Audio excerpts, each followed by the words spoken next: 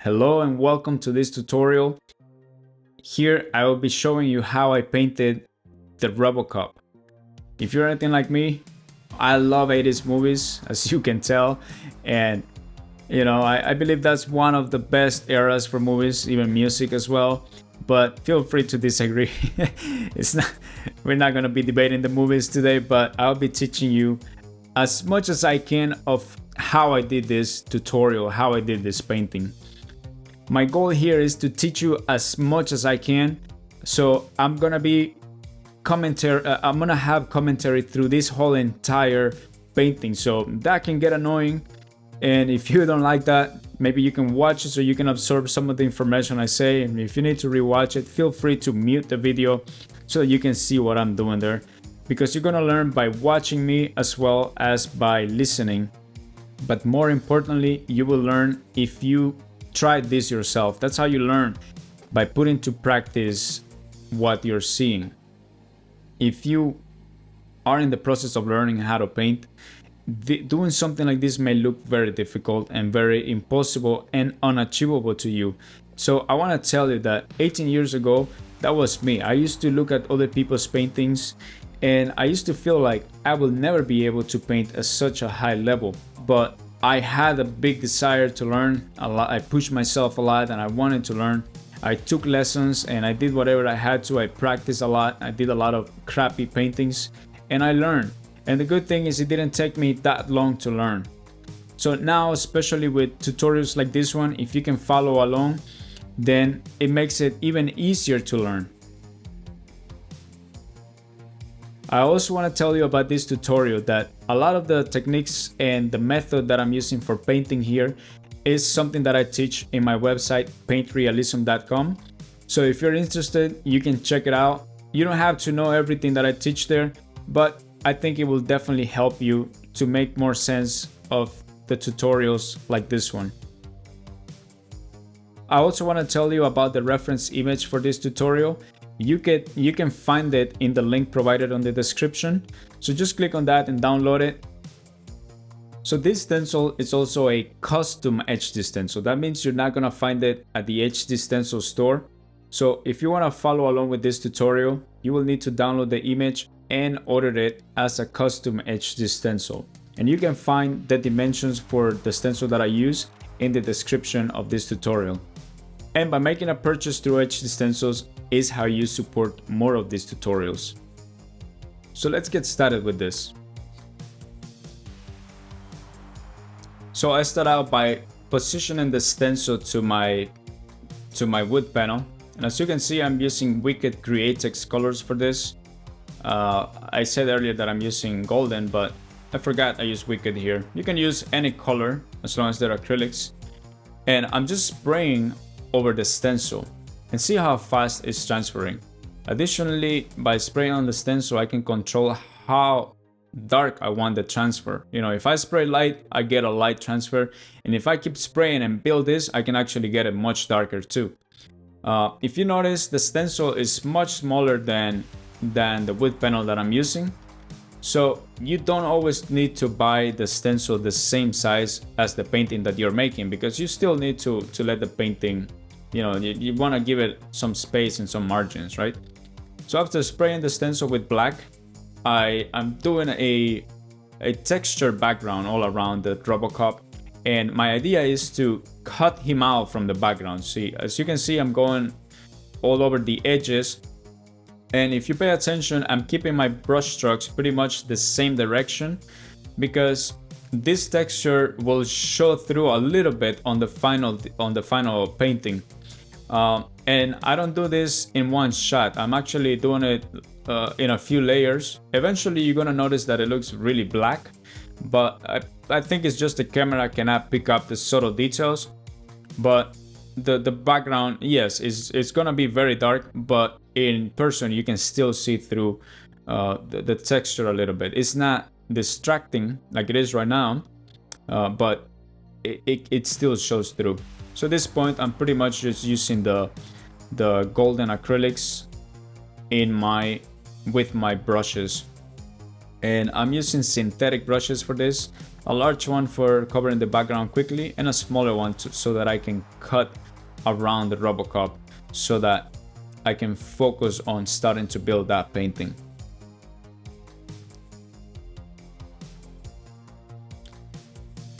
Okay, now I'm gonna begin airbrushing the Robocop, and at this point I call it, you know, anchoring myself is how I said it many times before. But at this point I'm basically lost, you know, I'm just like poking here, poking there, and trying to make an entrance to the painting. There's always a few minutes before you flow, before you reach flow level, and those few minutes, it's like you start poking around, you start doing a few bits of painting here and there. And for me, is this easy part here on the visor, whatever those glasses are called. I think it's a visor. And everything that is black, I just, because I have that color, I just sort of like start adding color, start building those deep shadows. This is a way for me to gain momentum on the painting, to gain basically kinetic energy, you know, just keep doing until I get to that level of flow.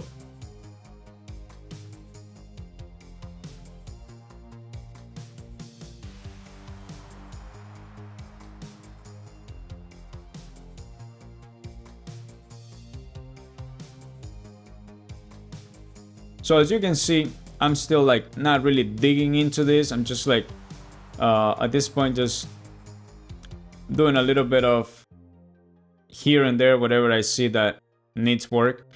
It doesn't look like I'm taking an organized approach, but what I'm actually doing is cutting out all the segments of the painting. Basically, if you see the top of the helmet is one thing, then the face is another thing, then the chin guard is a different thing. So that's what I'm trying to achieve here by doing the black cutting. So with the brush, I always do all my lines. It is a waste of time trying to do this with an airbrush.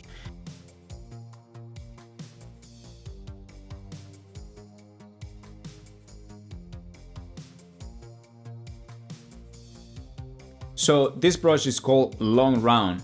It holds a lot of paint, but it has a very sharp tip, and you can go very thin lines to very thick lines. And I'm also using the airbrush paint on that brush. Then the next thing that I did is I matched a base color for the helmet. For that, I went to the picture and matched the color. I matched in a way that I can adjust it later on by using glazes, and you're gonna see how I do that. But you just saw me adding a little bit of medium just to make and water as well, just to make the paint flow a little better through the airbrush. So here I'm just following what I see that color, and later on you're gonna notice that some of this color it's much darker. If you look at the reference image, the color is much darker, but I know that I can adjust this color. So this, I call this a general color, a general tone, or an undercolor. And this is a color that shows in a lot of different areas, but I can also adjust it. I can darken it, or I can change its hue later on. But whatever is left exposed, it also works as it is. As you can see me here, I'm pretty much painting everywhere, protecting the highlights, but I'm not being super careful. And honestly, I'm being too careless with the background. Later on, you're gonna see that I make a lot of overspray. But because I'm working with opaque acrylics, I really don't care. I can even make a mess here and start all over again, and it wouldn't be a problem. So I work pretty freely with this because, like I said, I'm using opaque acrylics. Later on, you'll see that I'll be using transparent colors as well, like right now. So this is a mixture of, I think it's black with maybe some blue. And I used a lot of the medium, the high flow medium, to make it transparent. So it takes me time to build the darkness. And here you can see, I think I probably added a little bit of purple as well.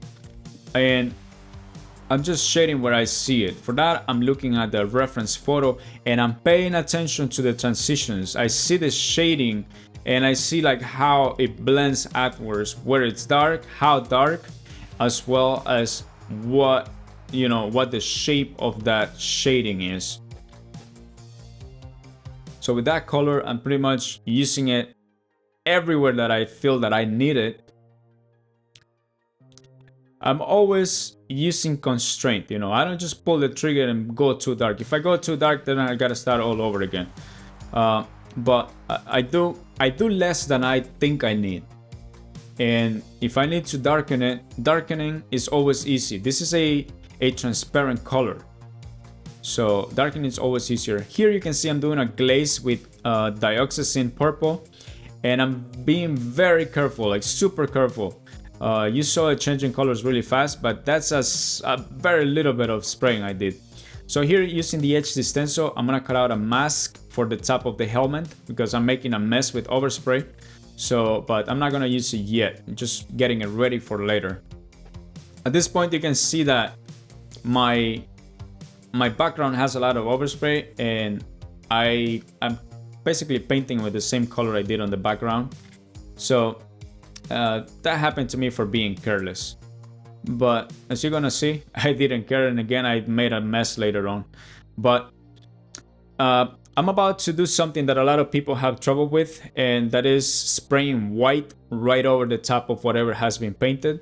And yes, the white is a problematic color when you're airbrushing, but this white is basically an opaque white.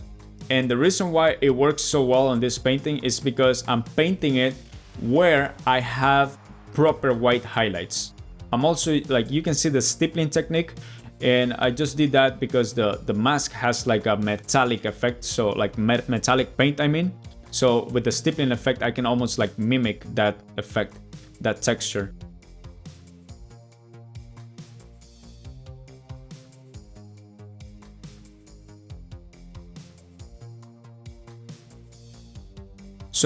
So as you can see, the white paint is not giving me the blue shift, or it's not giving me issues when I paint over the top of the other colors. But the reason why is because on this painting, that area is actually supposed to be white, so pure white. The reason why people have problems spraying white over with the airbrush over another color is because they try to lighten a color. For example, the blue or any of those colors that I've done, if I want to lighten it by using white, it's not gonna work. It's gonna look weird. It's gonna look chalky. It's just gonna look weird. It's not gonna work out. Like, you will think it will lighten the blue, but no, it doesn't. You just basically lay a transparent film of white over the top, and it looks, you know, it doesn't look professional. It doesn't look correct. What you're noticing here, I'm using very fine brushes, and I'm using thick acrylic paint, and that is my mistake now that I see it in retrospective. I should have used the airbrush paint with those brushes, but maybe you can do that on your painting, because the thick paint doesn't really work for fine details like that. But again, with that same color, I'm just doing all the highlights where I see them. And this is actually, these are called specular highlights because they are full blown white. You know, there's no color in them, it's just pure white. It's the reflection basically from the lights. And pay attention to how I painted right over those black lines, right over the visor. And the reason why I did that is, the reason why I painted the lines in the first place is because I knew that I was going to lose the stencil details if I painted like that. So I basically traced them with paint, so that when I did all of this, you can still see them, right? So that was my idea. Later on, I can always refine them much easier. But if I lose them, then I gotta put the stencil over again and spray those areas. And it's a way of doing it too, but it's much easier if I protect them. So this point is super easy. Up to this point, I've done the first color. Then you saw how I shaded and added glazes to change the blue. But you can still see the original blue coming through, right? And after that, I'm just working on those highlights, basically. And the final step I'm gonna take here is to reestablish the details. But I wanna show you this. I'm doing another glazing here. And for that, I was actually using phthalo blue, with a lot of golden medium, the golden high flow medium. So I'm just basically hinting that color a little bit. As you can see, the less is more on this. So I'm being very careful with that. Okay, here I'm about to reestablish those lines. I could have done a much better work doing those lines smoother and more sharp, but as you can see, even when things are not perfect, they still look good. Here, I'm just gonna use the HD stencil to make a mask. I cut it out on a piece of mylar and I position it where it belongs. I use mylar because I can see right through it, so positioning it is easy. And just black. This is just pure black to cover the visor. And I made a mess there as you saw earlier, but I had this in mind the whole time. It was easy to reestablish that black. Just adding the specular highlights inside the visor. And if you pay attention, the helmet effect, it just looks very realistic at this point, even though I'm not finished. That's because it has the right transitions, it has the right colors, all that. And I'm gonna begin working on the rest of the body of the Robocop. And on the bottom, at this point, I'm just finding different areas again that I can start poking around and start making progress. And usually I go for the blacks first. Using this mask, I just did whatever, you know, that little hole there. I don't know what that's called, but it looks pure black there, but I left a few hinted details. As you can see with the HD stencil, is really effective for making masks and protecting areas. You can use Frisket as well, but I don't like cutting Frisket. I'd rather just cut paper on a separate table. Okay, here I'm repeating myself all over again. Here I'm doing all the blacks so that I don't lose all these important areas. So basically I'm making sure that I don't lose the stencil on this area. And you're gonna notice eventually I'm going to paint on this. I'm gonna have a mess again, but because it's black, it's a basic flat color, I can always come back and just reestablish it once I have overspray all over it.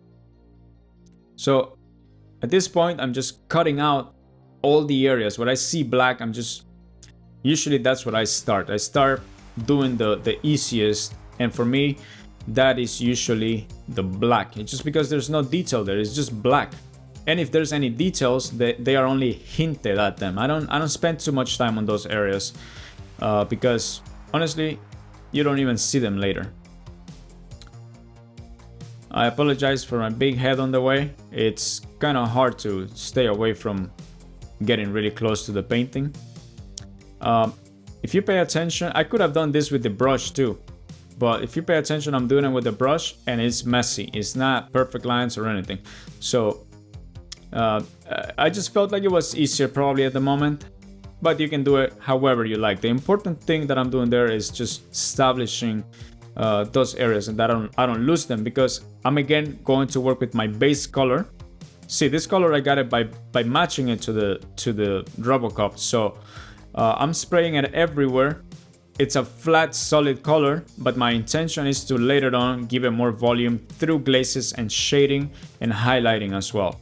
I'm using this color everywhere I see it, and here you can see that I'm not spraying it at full opacity everywhere. In some areas, I'm actually spraying it like 20, 50, 70% and leaving it there because it will need more colors over the top, more layers of color. So I know I will get the color to the desired color that I need there.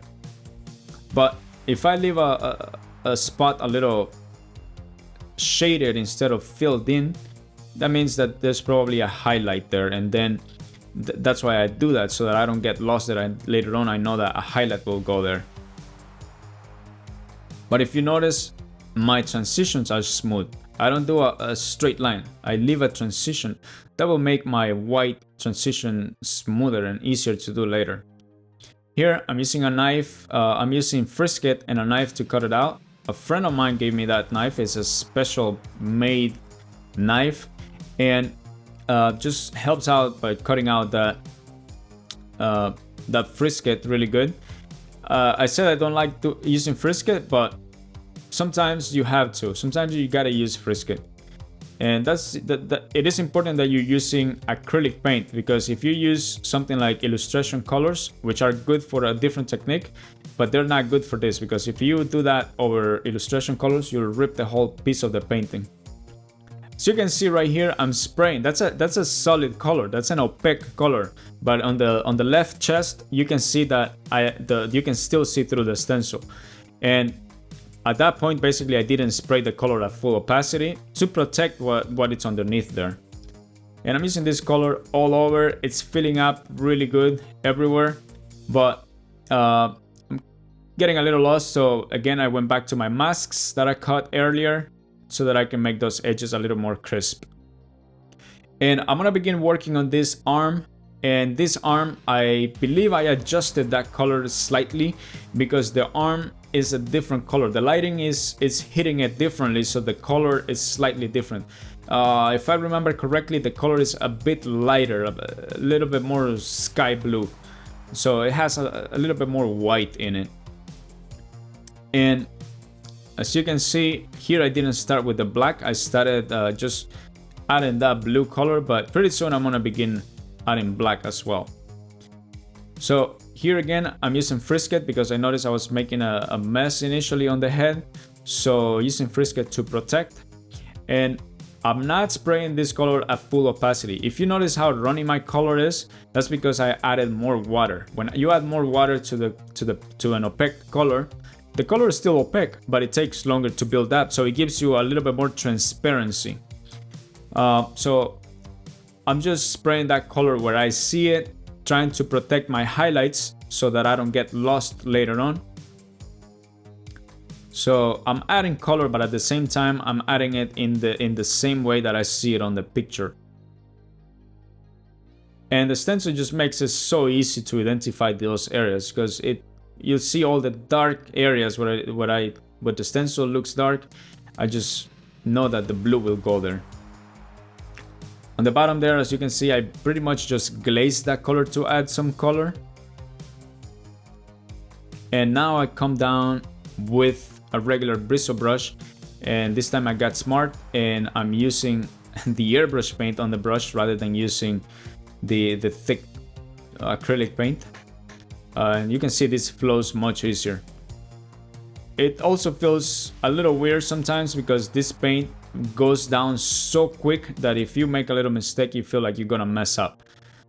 So you just take your time and use fine brushes. Like, you don't try doing something like this with a thick brush because it's gonna be much harder. The brush I'm using is called a dagger, so it has a big edge and a fine line edge that I can use for the finer details. There is not required, but I'm just telling you the brush I use and why. So right here, I'm just taking advantage of all those super dark areas, all those black lines basically, trying to, on the picture probably a lot of those don't even look pure black, but I just go black. I simplify it a little bit, you know, I'm not making a copy of the picture, I'm just copying it as best as I can, but I sometimes take the easy route. So just doing all those different lines that I see on the painting. There's so many hard edges and straight lines here. Here, for those lines that I'm doing inside that hole, the color is a little bit more grayed out. So I added some white to it and a little bit of blue to give it a little bit of life, because the shadows are not pure black there. They're slightly grayer. But once I go inside, I begin using black again because that's in the inside of that hole. And as you can see inside the hole, you can see in the reference image that there is a lot of darkness there, but I'm only focusing on the lines. Later on, I can always come back with the airbrush and shade that to give it a more to give it a softer transition there. So once I have put down my base color, I'm pretty much using black again. I think on this black, I don't think I used the pure. I think I added a little bit of blue, or maybe I'm using a pure black. Yeah, it looks like I'm using a pure black there. So I'm just adding the deep shadows there. Towards the transitions, it's slightly soft. Any straight edge, I use a piece of paper so that I make that edge perfectly. So as you can see, any kind of transition, I take care of it with the airbrush. I don't even try doing that with the brushes because it's much harder. You don't see it there either, but on that black area there was a lot of overspray, so I was just clearing that out too. And with this black, I'm also doing a very light shading over the blue where you see it, wherever I see it. So I'm just giving a lot of transitions, a lot of shading, and for that the airbrush is the king, obviously. But at the same time, I'm basically adjusting the blue underneath. So with that shading, I'm adjusting the blue. It's not just for shading, but it's also to darken the color. And it may look like I'm spraying a lot, but it's just a tiny little amount. Later on, I'm gonna give it more life with transparent glazes, but for now, I'm only shading this.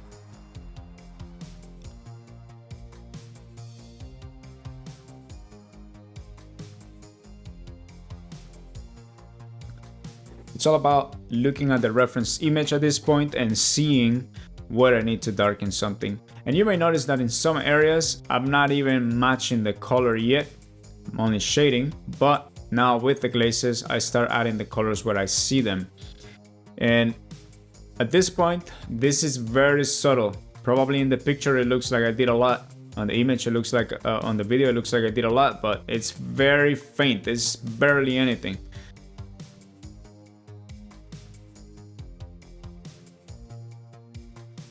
I use the dioxazine purple glaze, but I'm also using the phthalo blue glaze.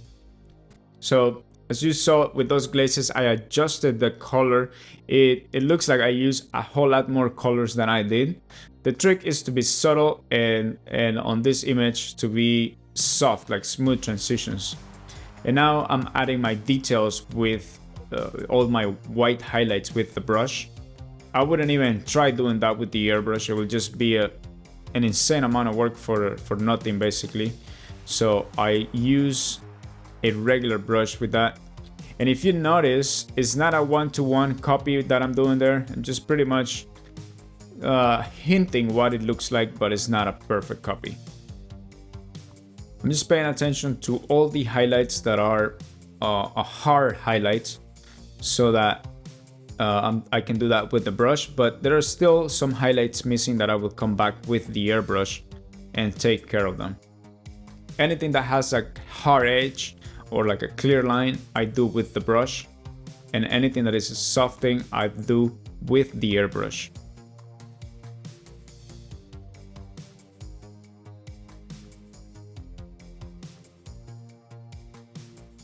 And I believe through this whole painting here, I'm using the thick white paint, basically the golden acrylic that comes in a tube, and it's not so efficient because it looks grainy.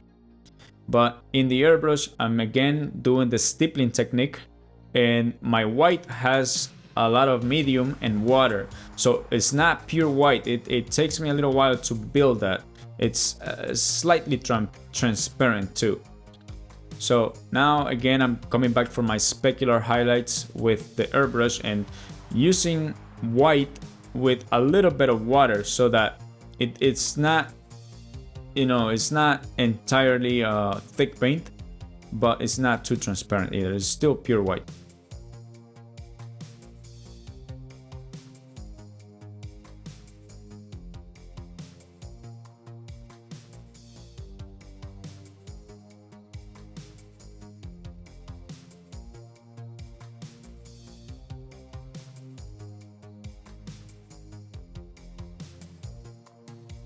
So here I begin by doing this thing that he has on the chest, And I begin here because this is a dark area. So later on I'm gonna shade it, but this is gonna be the first thing the first area I begin working. So because it's in the shadows, I don't need to do too much detail. I render it so that it looks correct, but I don't need to spend too much time there, and because it's in the shadow, I can quickly move out of there.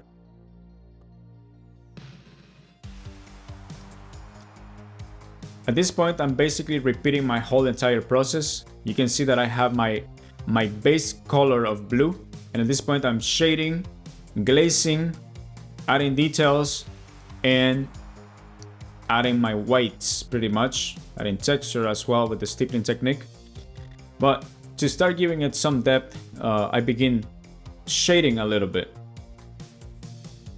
So when you're doing yours, you can follow my same steps, and it will definitely help you out. And you can sometimes see if I do something wrong. You can also learn from that and avoid doing that.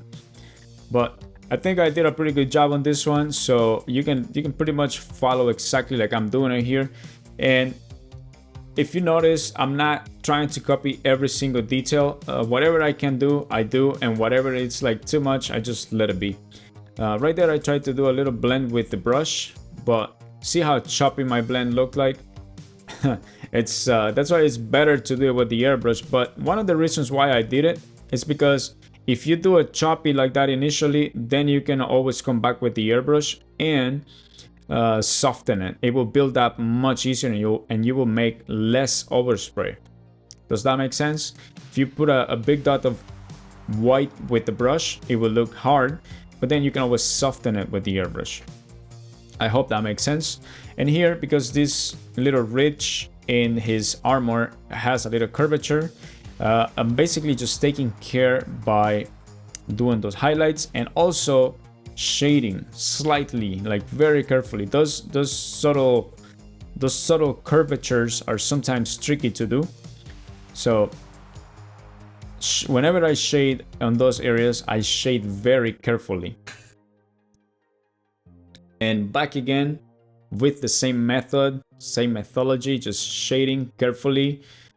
And you will soon see that I also glaze to add the color. And here, because I didn't spray it fully, I can still see right through the stencil. In any case that you do this part and then you spray it right through and you cover anything with the stencil, what you have to do is you have to reposition the stencil and just spray that little area carefully so that you don't make a mess on anything important. Talking about messes, I made a little mess there, which doesn't matter. Sometimes you can tolerate an imperfection. When the most of the work looks good, you can tolerate imperfections.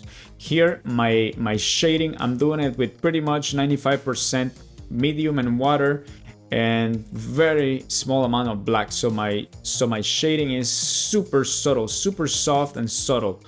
And it also gives me a lot of time to darken. If I just try shading with pure black, that it will be a disaster. It will turn black immediately. So using a lot of water and a lot of medium is the trick here to get a very soft transition.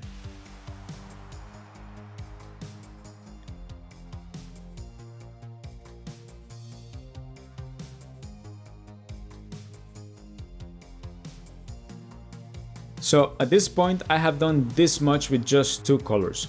One as a base color and another one just for shading. And you can see that even if I left it at that point and I just added white, it will pretty much look finished. But I like to push things, so I'm gonna be doing glazes pretty soon.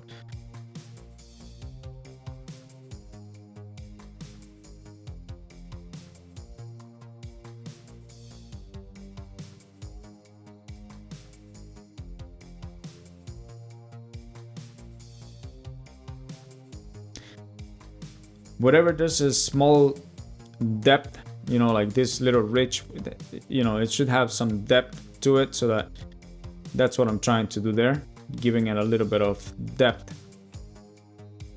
Makes it pop a little better.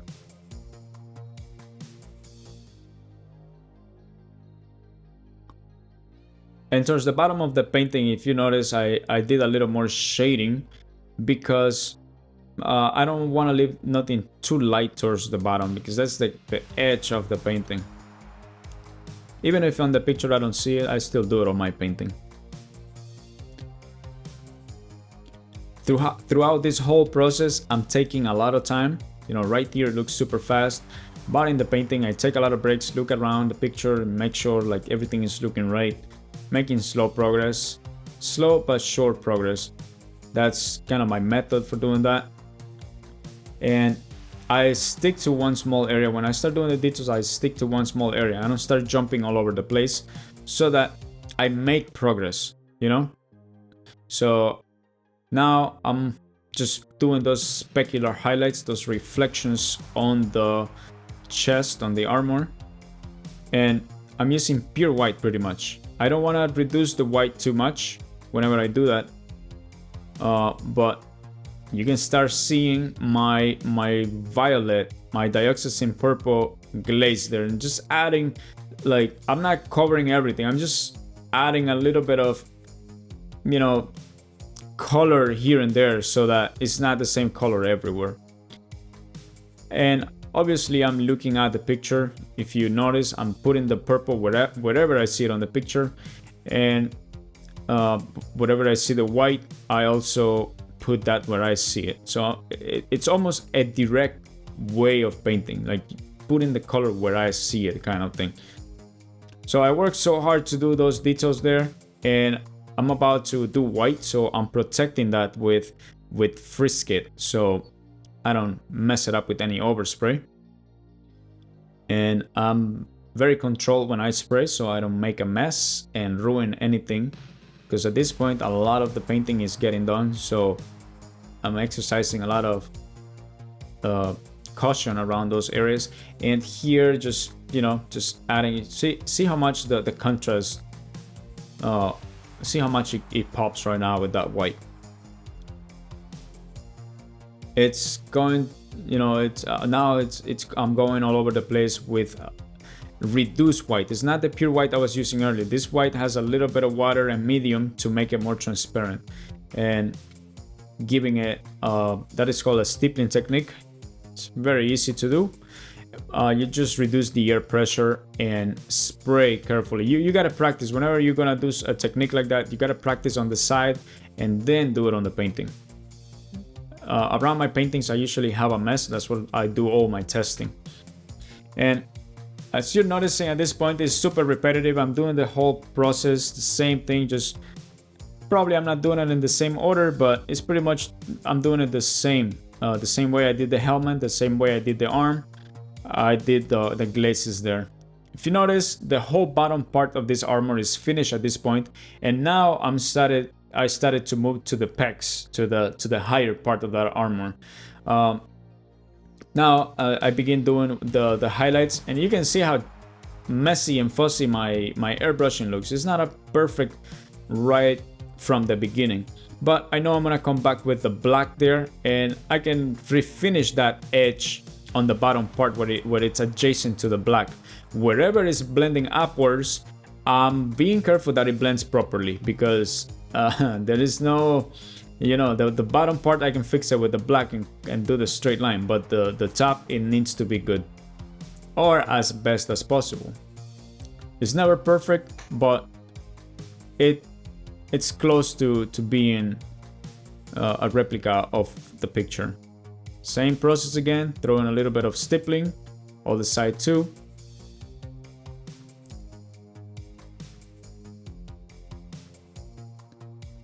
And I believe now I'm going to be working on those little things that attach, those little triangular things that attach. So what I'm paying attention here is the highlight and the shadow, basically.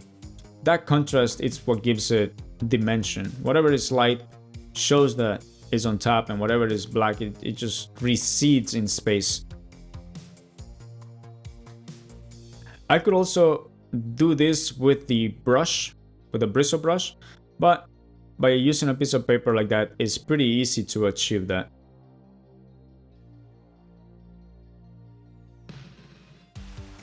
in between the neck, there's also that colored piece there. I'm just trying to take care of it right away.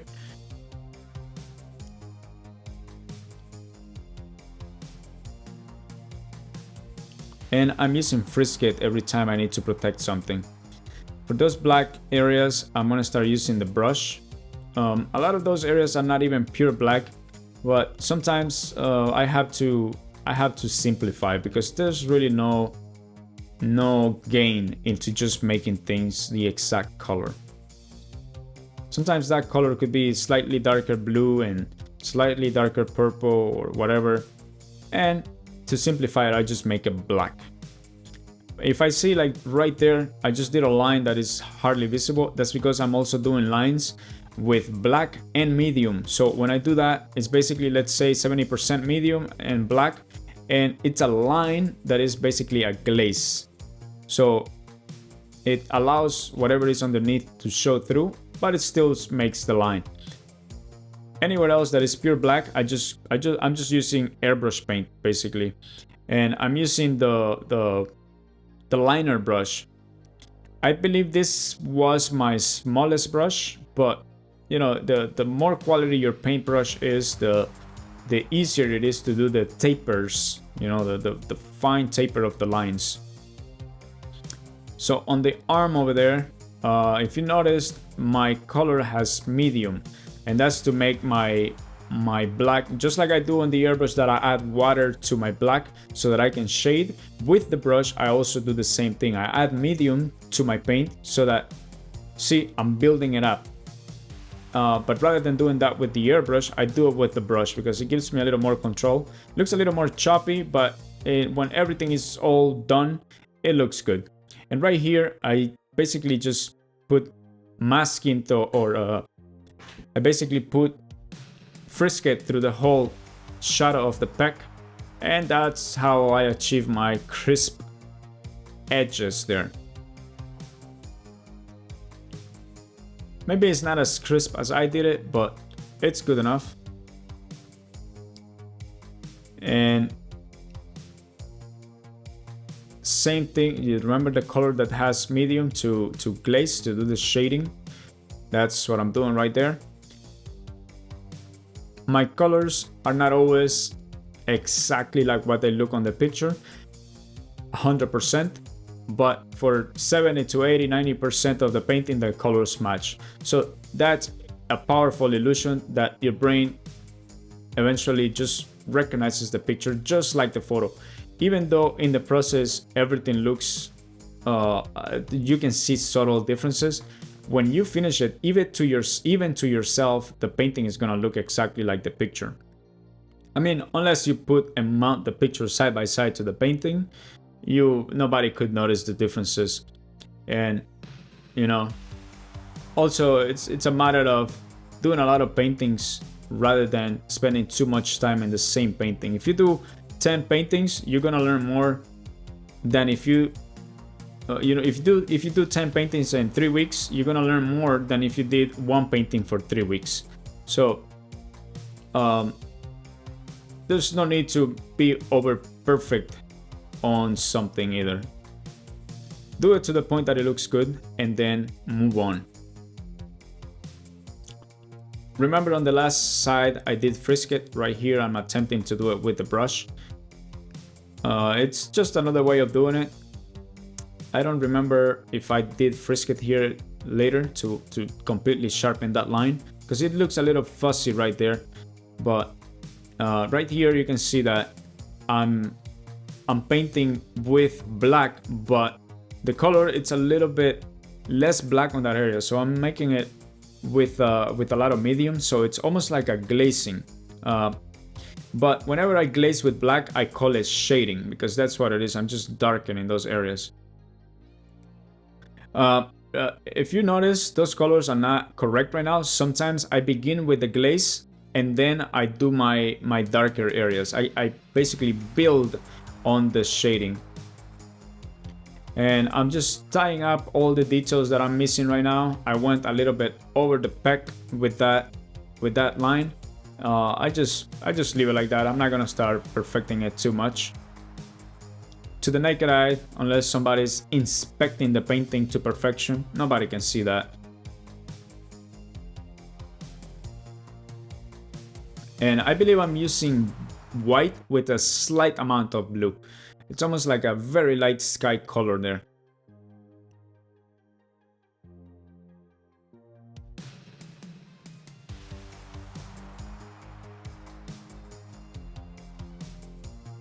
This is what I was telling you about. I let the glaze dry, and now I come back and continue to create the transitions. So basically this is how I would do the transitions with acrylic. I will start building up slowly, little by little, and then come back and go for full transition. And the reason why I did a glaze transition initially is because I already had color underneath, and that's why it allowed me to do it this way.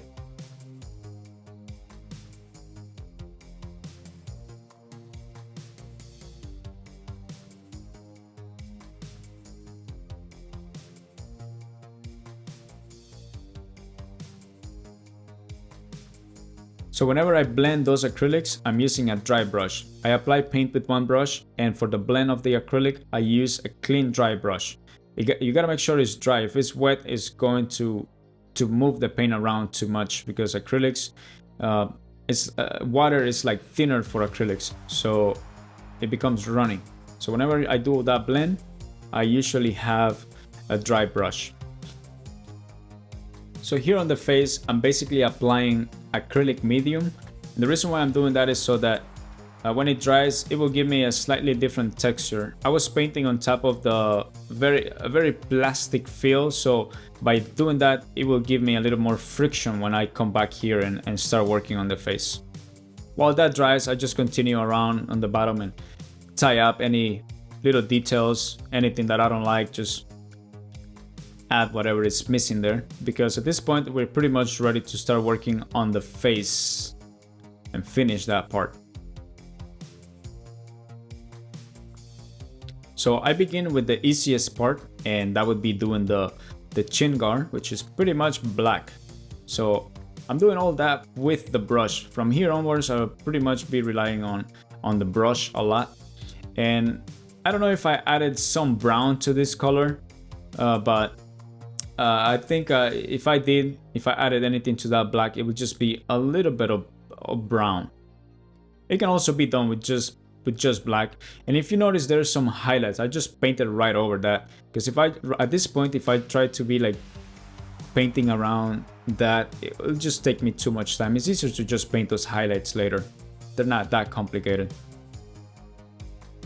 Okay, so whenever I begin doing a portrait of a person, I work on the main features first. That would be the mouth, the nose, and the eyes. This one is an easy one because all we have to focus is on the mouth. So here I begin painting the mouth in glazes. The reason why I did it in glazes is because it allows me time to build it up almost as if I was airbrushing. But later on, I come back with more solid color that is already properly matched. And because the initial glaze gave me the shape of the top lip, now it's easier to do the bottom lip. I mix that color, and at this point I'm pretty much using acrylic paints, like actual tube acrylic paints, because they're not running. So this I'm using the tube paints from Golden, and I'm pretty much mixing all these colors with white and some kind of brown. I think is burnt sienna or raw umber. You got to remember that skin tone, although it looks complicated, is basically a version of brown. So brown with white is what makes the skin. It's actually orange, but brown is another orange.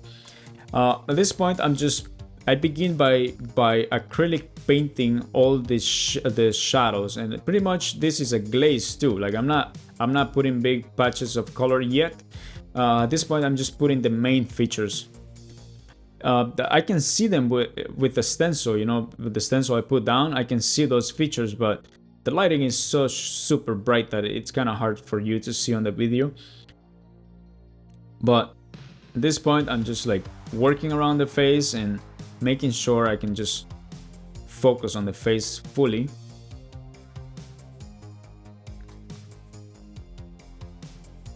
And I think at the end I ended up doing full black on that chin guard.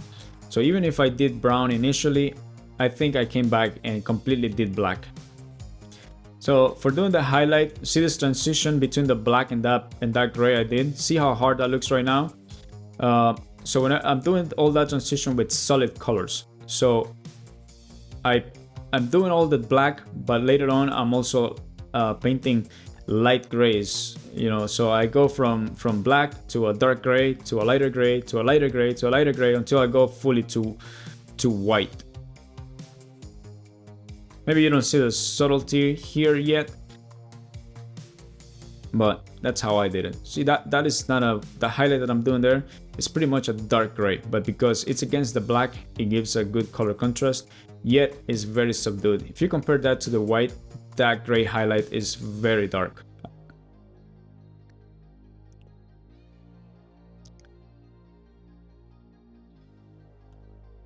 And I think now I'm gonna start finishing off those highlights. Those are pretty much straight white. And I'm pretty much at this point procrastinating on doing the face. That's why I'm moving around those areas. If you notice, I did the face and I kind of let it sit. That basically gave me a little bit of time for letting the glaze dry out, which doesn't take that long. But sometimes when you're about to do something difficult, your mind starts procrastinating and you start moving around other areas where, yeah, there is work to do, but eventually you gotta go into the difficult part. Sometimes on these specular highlights I do multiple passes, because the white, when it dries, sometimes it will still be too transparent. But I think we're gonna begin working on the face here pretty soon. And like I said, skin colors are mixed with brown and white. And of course I use red, yellow and blue to adjust that color according to what I see on the picture. Right here I'm using solid color. This is acrylic, this is solid. Like if there was anything underneath, it will be killed. It will be like, this is like house paint that I'm doing here. And I'm pretty much I know what color to put down because I am matching my colors to the picture. But if you notice, again, I'm starting out with a solid patch of color. You see that? I even killed whatever I did earlier there.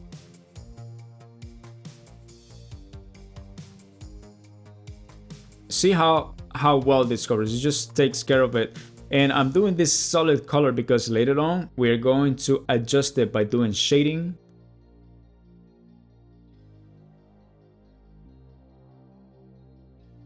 That's an important aspect of this part. I'm not starting with a color that I will lighten later. This is a color that is the lightest right now because I will darken this color later.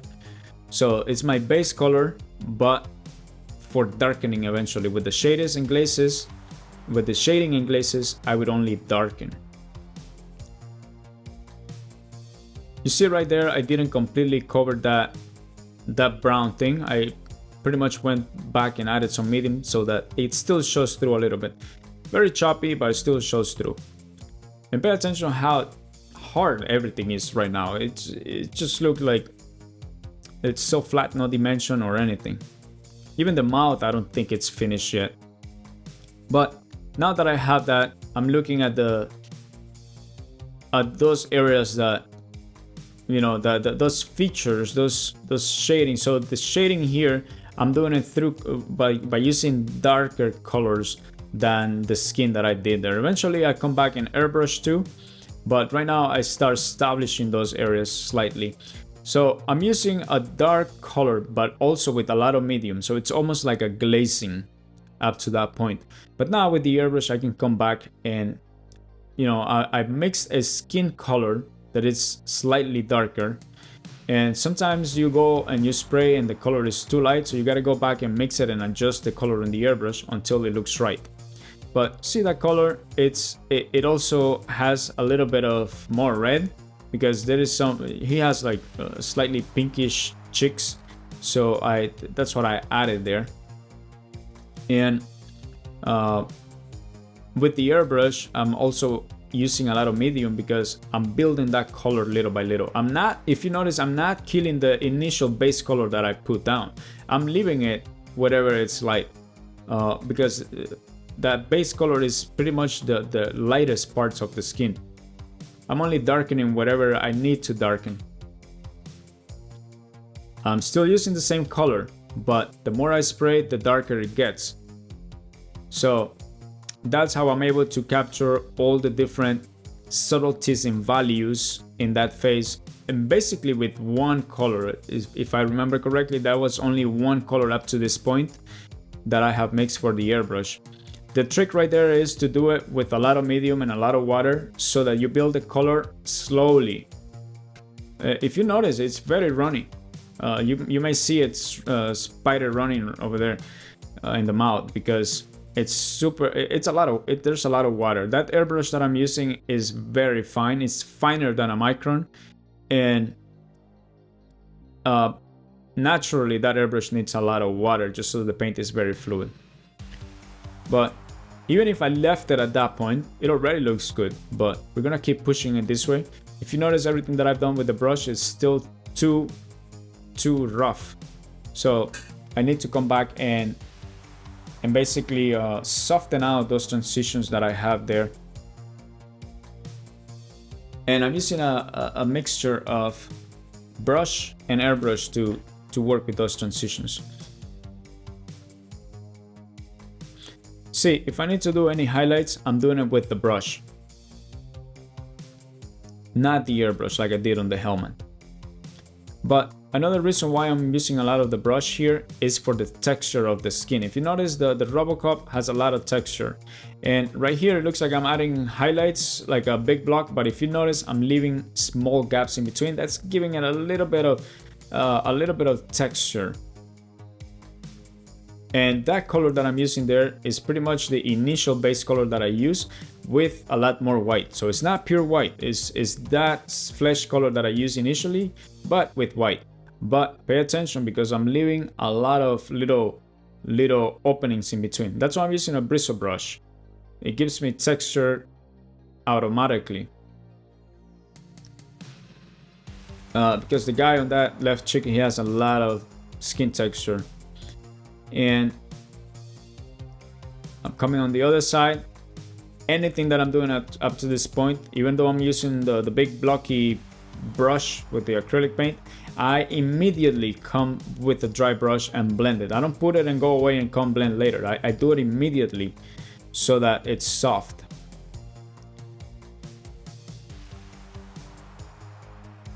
And if I need to highlight something but I don't want it to be like full intensity, then I add a little medium to that color that I'm using now. With a little medium, sometimes it gives me time to build it up rather than putting a one shot. And again, I come down with the airbrush and do another layer of transitions very subtly at this point. If you notice now, I'm being very careful to do those transitions. And the mouth, finishing the mouth with the more accurate color. The mouth is also missing depth, so the highlights I'm using, it's a pink color basically, a lot of white for the highlights, and I would also have a darker version there for the bottom lip to look deeper where it needs it.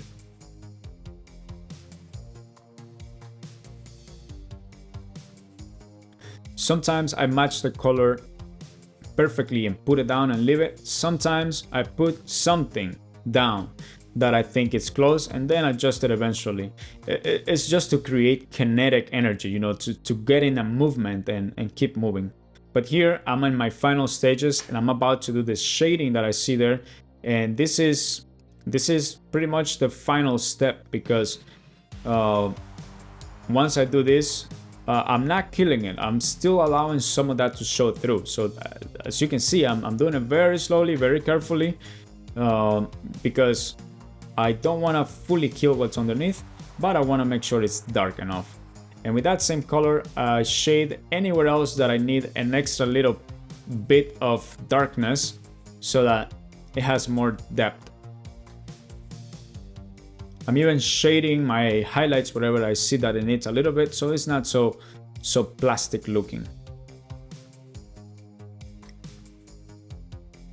And I believe the face is finished up to this point, and it's time to begin working on the last piece of this chin guard. Like I said, I was mixing different shades of gray up to that point. So like I explained earlier, I'm using a light, a dark color, then a darker gray, and then lighter and lighter as it comes up to the full bright white that I'm doing there. But I'm also paying attention to that transition. And you see in the middle, there's a slight ridge that it has texture. So I'm also doing it with the airbrush for two reasons. One, it gives me a lot of precision, and I'm not gonna throw overspray on the final parts, on the finished parts. And also it allows me to create that texture. I'm always paying attention to transitions and textures. Sometimes like right there, I did the transition and texture all in one shot with the brush. And I'm pretty much just refining anything that I have missed up to this point. If you pay attention, there is overspray all over the place too. So those are the final things that I do. Clean it up, make sure that anything that I have forgotten gets taken care of. But that is pretty much how I did this painting. And I hope that you have learned a lot throughout this explanation. It's my intention that to teach you as much as I can. If you want to follow along through this process, make sure you can download the photo. If you want to order it, you can order it through an HD stencil as well, through a custom HD stencil if you want to have that image turned into an HD stencil. But you will have to do it as a custom HD stencil because that's not available in the store. Right now, with that same color, I'm just cleaning out the whole background, taking care of that overspray that for being careless, I made a mess. But I always knew that I could do that because the background here is not important. It's just to add something to the background.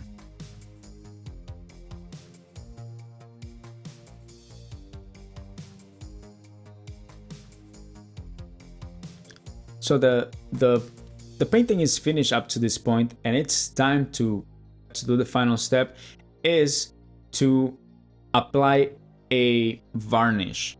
So to apply a varnish, I use an airbrush, and this one I don't recommend you doing that because you spray all this stuff all over your house, and that is not healthy. That's plastic, and you don't want to be breathing that crap. So I also did it with a brush. It's a little more it's not as perfect looking as with the airbrush, but it also works, and that's why I did it here. And because I wanted, it looked too perfect initially, and I wanted it to have a painted feel. You know, I painted the whole thing, so if I just spray it, it looked too perfect. That's why I applied two layers of varnish with the brush. So there you have it. It's fully completed. And I want to show you a few close-ups of how this painting looks. I hope that you have enjoyed this tutorial. If you want to support more of tutorials like this one, make sure to head over to hdstencils.com and find any stencils that you like there and help us bring more tutorials for you. If you would like a custom HD stencil made out of this image, I'm leaving you the link for this image. You will have to order it as a custom HD stencil. You can use these stencils for any kind of medium. It could be not just for acrylic and airbrush, but you can do the initial layout for pencil work as well. And in the future, we're gonna bring you more tutorials with different mediums as well. You have seen how I've done it, and now when you've seen how something is done, it's much easier to try to replicate that. Eventually, you learn to do it all by yourself, but by having somebody guiding you like this, it's how you learn the fastest. So that is my wish. I hope that you learn. I hope that you enjoy your craft, your hobby, your tools, your materials, everything, and that you share your art as well.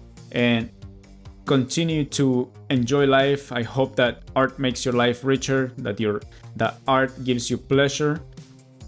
Make sure that you share your work with me. If you give this a try, I want to see what you do. I hope you have learned a lot, and until the next one.